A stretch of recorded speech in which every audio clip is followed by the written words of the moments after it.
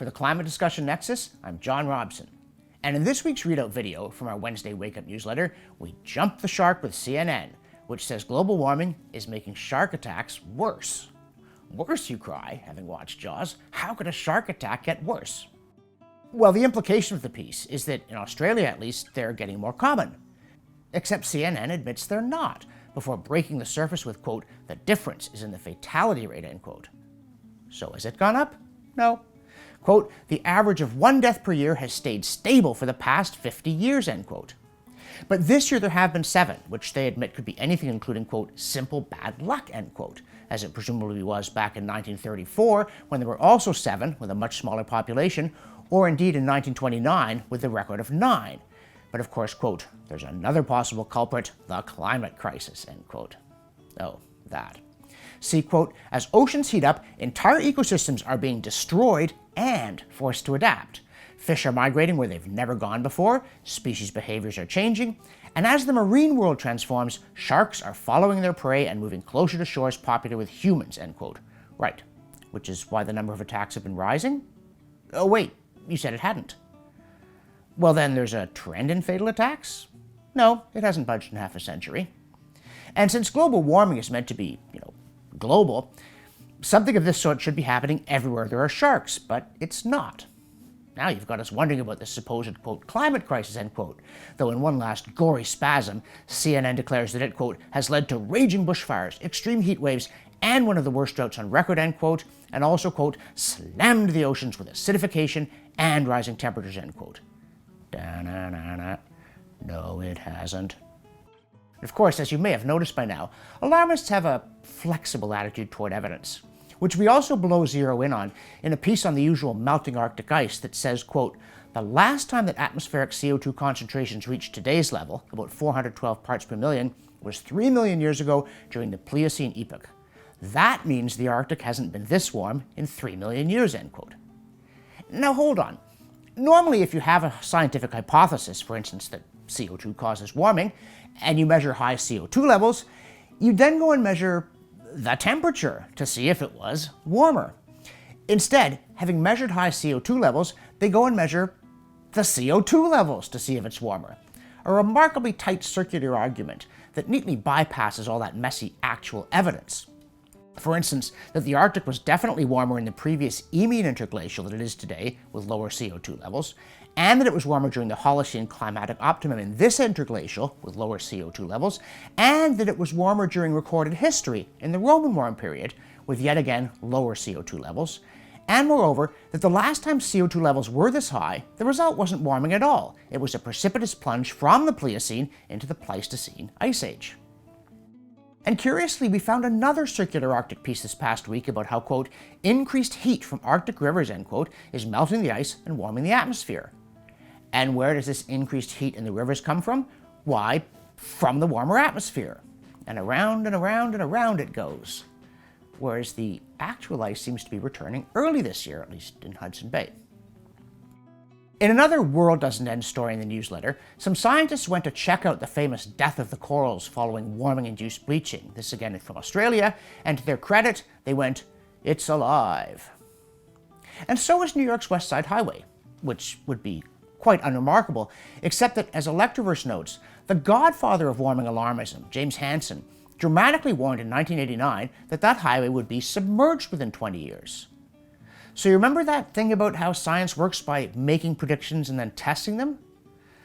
Neither does he, apparently. Or those who, though they claim to keep loonies like Extinction Rebellion at bay, aren't bothered that in 2008, Hansen said, quote, the Arctic is the first tipping point and it's occurring exactly the way we said it would, end quote, meaning, quote, in 5 to 10 years, the Arctic will be free of sea ice in the summer, end quote. Yeah, 2018 at the latest, but next time for sure. Hansen's also the guy who said the oceans might boil and the Earth might turn into Venus. In which case, to be fair, we suppose that the fate of a mere highway would cease to matter.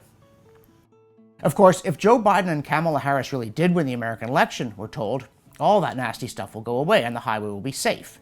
As the Washington Post crowed on November 7, quote, a Biden victory positions America for a 180-degree turn on climate change, end quote. And apparently everybody who's anybody thinks Biden really can halt the tides, crank down the global thermostat, and make China stop building coal power plants just by grinning at them. And according to an NBC, quote, expert says, end quote, story, Biden will also fix, quote, the unequal burden that people of color in the United States face from exposure to pollution, toxic substances, and other environmental risks, end quote. Who knew it was so easy?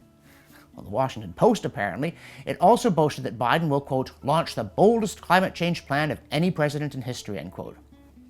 So we're about to find out if all this stuff can work because, and you saw this coming, right? Quote, experts say they are eager for the new president to get to work on tackling the climate crisis, end quote.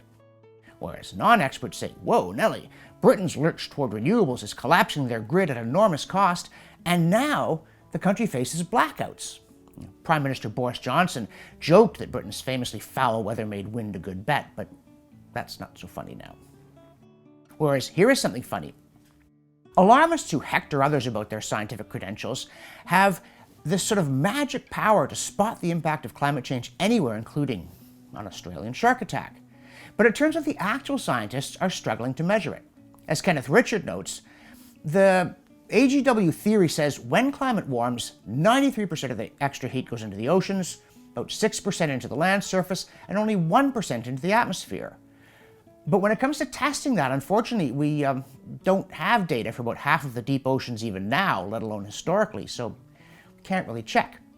And when we look at the top of the atmosphere instead, where we do have satellites that can check, we find error bars. And the general view is that there's about 342 watts per square meter of incoming solar energy. But the margin of error there is at least plus or minus 4 watts per square meter. That's from even the best satellites. But this doesn't seem to worry the circularists. They say, never mind the numbers. We know if it weren't for man-made CO2, whatever is coming in would be going out again to pass the decimal point exactly the same. Unfortunately, since we came along with our smokestacks and our automobiles and wrecked everything, there's 0.1 watts per square meter more coming in. That's 1/80th of the margin of error, which is easy to claim, but very hard to read. And yet every passing storm is blamed on this known unknown, which is drawn from thin air. These are deep waters.